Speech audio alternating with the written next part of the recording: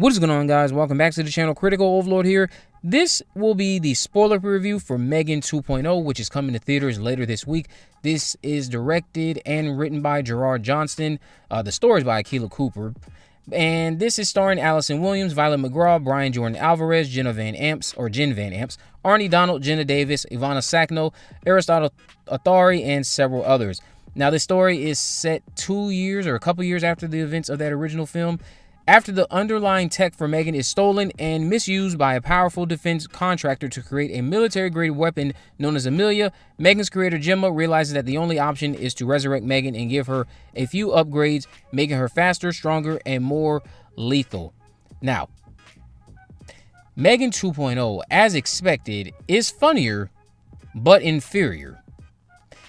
In between the jokes that manage to land every time, we're forced to endure constant AI propaganda-like dialogue, excessive exposition dumping, bland characters, and one of the most boring twists I've seen this year. Don't get me wrong, M3GAN 2.0 is sure to be a crowd pleaser, and while I had my share of fun, this movie is subpar at best.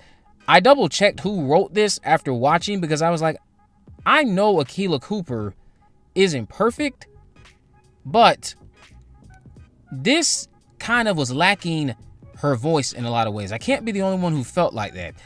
And it looks like Johnston took over after she came up with the story. Despite what we were led to think if you read interviews going into the movie, M3GAN 2.0 did completely abandon its horror roots. There was nothing scary about this sequel unless shots of blood splattering on the walls count or another spider crawl from M3GAN.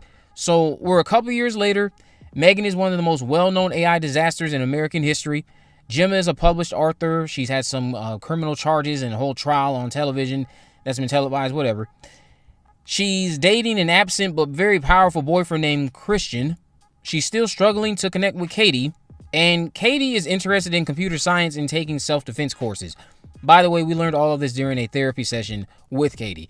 If that sounds dull and lifeless, that's because it is. This screenplay is running in place with its characters, making it very difficult to connect with anything on my screen. Most of the material is recycled from the first movie, including a moment where Cady thinks her emotion gives her some valid reason to hit Gemma.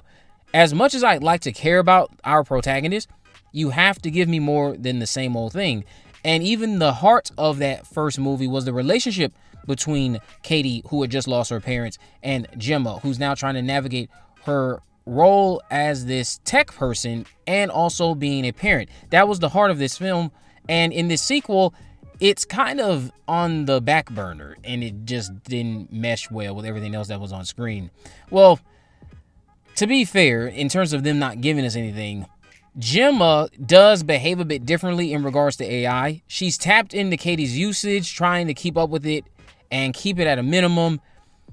But this tension between her and Cady definitely overstayed its welcome. I thought we had gotten past all of this. It's just more of the same. Cady's antics undoubtedly are going to make her insufferable as well if this keeps up for a third film.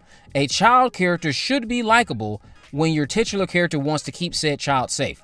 Don't disconnect your viewers, in this case us, from what's happening on screen. When M3GAN is saying she wants to protect Cady, I should be going, hell yeah, keep Cady safe. But if you keep writing Cady like this, M3GAN's motivations do not resonate with me. They didn't resonate with me on several occurrences in this film because of how Cady was written.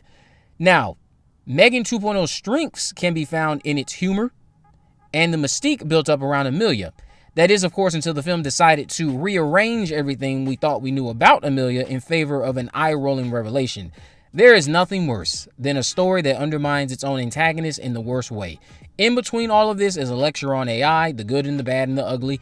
So yes, please, tell me something I don't already know, movie. Keep telling me. The commentary isn't inherently bad. It's the execution, as I often will say on my channel. M3GAN 2.0 is just more preachy than anything else, opting to tell rather than show when it comes to the dangers of AI and the goods and the pros, whatever. It's just opting to just tell us more than show us at every turn. It's not just the AI commentary that's guilty of this, though. Amelia's motivations and a laundry list of other crucial plot developments are dumped on us all at once. This isn't always a bad thing in screenplays, exposition dumping, but with this many moving pieces, it can become a bit too hard to follow, which is where showing, not telling, can be beneficial. Some of the attempts to be emotional fall flat as well due to the lackluster work with the characters. But there is one moment between Gemma and M3GAN that did resonate with me, and I actually felt Gemma's pain, despite the screenplay not doing much with the characters. That speaks to how talented Williams is more than anything. Speaking of performances, Ivana Sackno crushed it as this emotionless military weapon. Very intimidating and never felt out of place considering how campy this film can be. I kid you not, Amelia is the most serious aspect of the movie. Williams' work as Gemma is fantastic, but I felt like she believed her work here is going to get her some sort of Oscar nomination. That's the only thing I have to say. Not even really a negative, but she's not overacting. I just thought that she could have spared some of that talent for a more serious film. It'll make sense when you see it. Violet McGraw did a fine job as Cady. It's just too bad that this character is going to be unlikable if they don't stop writing her to be defiant towards Gemma at every turn. The defiance isn't always warranted, which makes it a bit challenging to care about Cady and understand why she's acting like that, because of the fact that there's not much going on to justify you talking to your aunt like this. I'm sorry, and that might be me getting older and not wanting to see children be disrespectful to certain people in film. But I also would argue that it's mostly coming from a place that you didn't give me much to go off of to justify why Cady is acting like that, making her a bit insufferable. Now, Johnston did a solid job with the action sequences. At least those managed to inject some energy into this sequel when it was desperately needing it. The action sequences I thought were good. Now, when it comes to the overall pacing of the film, I thought that was hit or miss.